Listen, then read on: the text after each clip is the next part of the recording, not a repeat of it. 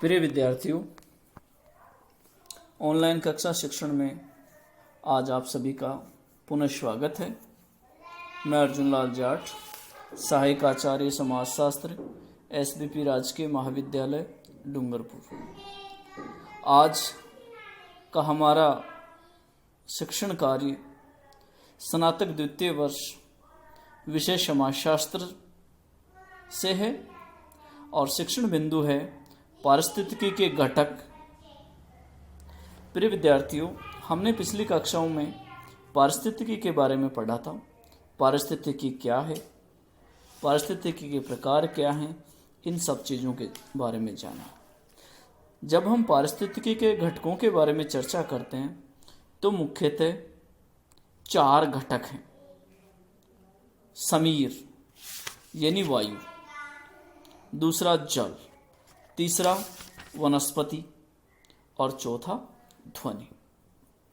प्रिय विद्यार्थियों, पारिस्थितिकी के चारों ही घटक आज भौतिकवादी संस्कृति, औद्योगिकरण, नगरीकरण, उपभोक्तावादी संस्कृति आदि के कारण अत्यंत दोहन के शिकार हुए और इसी कारण पारिस्थितिकी का संतुलन बिगड़ा। तो आज हम जानेंगे समीर पारिस्थितिकी के बारे में, अर्थात वायु पारिस्थितिकी के बारे में। प्रिय विद्यार्थियों, वायु हमारे जीवन और स्वास्थ्य के लिए अहम स्थान रखता है। चिकित्सा विज्ञान तक में आबो हवा परिवर्तन को महत्व दिया गया है क्योंकि वायु से असाध्य रोगों का निवारण होता है। वेदों में भी इसकी महत्ता को स्वीकार किया गया है और इसे मरुत देवता कहकर आराधना की गई है, अर्थात वायु को एक अत्यंत महत्वपूर्ण स्थान दिया गया है। इसके बिना हमारा जीवन क्षण भर भी संभव नहीं है। इसीलिए यह अपरिहार्य हो जाता है कि वायु प्रदूषण क्या है, कैसे हो रहा है, इन सब के बारे में हम जानें। प्रिय विद्यार्थियों, जब हम वायुमंडल में विभिन्न गैसों के अनुपात के बारे में चर्चा करते हैं, हमने पूर्व भी पढ़ा है कि वायुमंडल में विभिन्न गैसें एक अनुपात में पाई जाती हैं। आज हम पुनः इसकी चर्चा करते हैं। हमारे वायुमंडल में 78% नाइट्रोजन है, 21% ऑक्सीजन है तथा 0.03% कार्बन डाइऑक्साइड तथा 0.78% जल वाष्प और शेष अन्य गैसें। ये विभिन्न गैसें इस अनुपात में मिलकर पर्यावरण का निर्माण करते हैं, वायुमंडल का निर्माण करते हैं। जब इस प्रकार से वायुमंडल का निर्माण हो जाता है, विभिन्न गैसों का अनुपात तय हो जाता है, इसके बाद हम जानते हैं कि वायु प्रदूषण के कारण क्या हैं। क्या कारण है कि हमारी समीर पारिस्थितिकी प्रदूषण के शिकार हो रही है और इससे संपूर्ण सृष्टि प्रभावित हो रही है। तो प्रिय विद्यार्थियों, समीर पारिस्थितिकी प्रदूषण के कारणों को हम सामान्यतः 2 भागों में बांटते हैं। पहला, प्राकृतिक कारण, अर्थात प्रकृति की जो क्रियाएं हैं वो ही प्रदूषण के लिए उत्तरदायी हैं। कौन सी हैं? नंबर 1, वनों में लगने वाली आग। वनों में जब आग लगती है तो बहुत सी वनस्पति को नष्ट कर देती है और वायु में धुआं छा जाती है। कार्बन डाइऑक्साइड, कार्बन मोनोऑक्साइड जैसी गैसों का घनत्व बढ़ जाता है। नंबर 2, ज्वालामुखी से निकलने वाली हानिकारक गैस। जब ज्वालामुखी विस्फोट होते हैं तो उसके साथ गर्म गैस, लावा, धूल कण आदि बाहर निकलते हैं जो वायुमंडल को प्रदूषित करते हैं। तीसरी है तेज हवाओं के साथ उड़ने वाली धूल और मिट्टी के कण के कारण प्रदूषण होता है। जब तेज हवाएं चलती हैं तो धूल उड़ती है, मिट्टी के जो महीन बारीक कण हैं वो उड़ते हैं और ये वायुमंडल में पहुंच जाते हैं।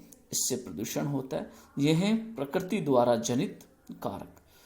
दूसरा है मानव जनित कारण, अर्थात मानव ने ऐसी कौन सी गतिविधियां की जिनके कारण प्रदूषण हो रहा है। तो मानव जनित हम कारणों के बारे में जब चर्चा करते हैं तो पहला है घरेलू प्रदूषण। हमारे घरों से जो हानिकारक पदार्थ निकलते हैं उनसे प्रदूषण होता है। घरों का जो कचरा निकलता है वो इसमें शामिल है। नंबर 2, कृषि पर कीटनाशकों का छिड़काव। कृषि उत्पादन को बढ़ाने के लिए हम कीटनाशकों का प्रयोग करते हैं। ये कीटनाशक प्रत्यक्ष और अप्रत्यक्ष रूप से हमारे वायुमंडल को प्रभावित करते हैं। तीसरा है व्यक्तियों द्वारा किया गया धूम्रपान। विभिन्न लोग तंबाकू का सेवन करते हैं। तंबाकू के विभिन्न रूप जैसे सिगरेट के रूप में, हुक्के के रूप में या अन्य रूप में धूम्रपान करते हैं। उससे निकलने वाला जो धुआं है वो वायु प्रदूषण के लिए उत्तरदायी है। अगला है औद्योगिक केंद्र। कल कारखानों द्वारा, मशीनों द्वारा और औद्योगिक अपशिष्टों के रूप में बहुत से जहरीले जो तत्व हैं वो हमारे वायुमंडल में शामिल हो रहे हैं जो प्रदूषण के लिए उत्तरदायी हैं। नेक्स्ट है वाहनों द्वारा किया गया प्रदूषण। सड़क पर चलने वाले विभिन्न वाहन, इसके अलावा रेलगाड़ी, वायुयान आदि से निकलने वाला जो धुआं है वो वायु प्रदूषण का एक महत्वपूर्ण कारक है। इससे carbon dioxide, carbon monoxide, sulphuric acid जैसी विषैली गैसें वायु में प्रवेश करती हैं जो प्रदूषण का कारण बनती हैं। और अगला है दुर्घटना द्वारा होने वाला प्रदूषण। अनेक बार जाने अनजाने में लापरवाहियों के चलते दुर्घटनाएं होती हैं। उन दुर्घटनाओं के कारण भी प्रदूषण होता है, जैसे भोपाल गैस कांड या युद्धों में प्रयुक्त होने वाला बारूद। इसके अलावा हथियारों के परीक्षण के समय होने वाला प्रदूषण, ये सब मानव जनित प्रदूषण में शामिल होते हैं।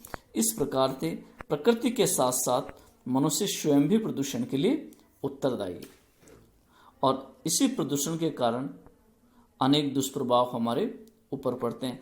विश्व स्वास्थ्य संगठन के अनुसार वायु प्रदूषण के कारण अनेक बीमारियां और मनुष्य का जो जीवन है वो दुष्कर होता जा रहा है। हमारे वायु का जो अनुपात है वायुमंडल में वो प्रभावित हो रहा है। आए दिन अनेक समस्याओं का हम सामना करते हैं। वायु प्रदूषण के होने वाली बीमारियों की यदि बात करें तो मुख्यतः अनिद्रा, आंखों में जलन, त्वचा के रोग, मानसिक थकावट, सर्दी जुखाम आदि सामान्य बीमारियां हैं जो वायु प्रदूषण के कारण होती हैं। प्रिय विद्यार्थियों, आज के इस सेक्शन से निश्चित रूप से आप लाभान्वित हुए होंगे। धन्यवाद।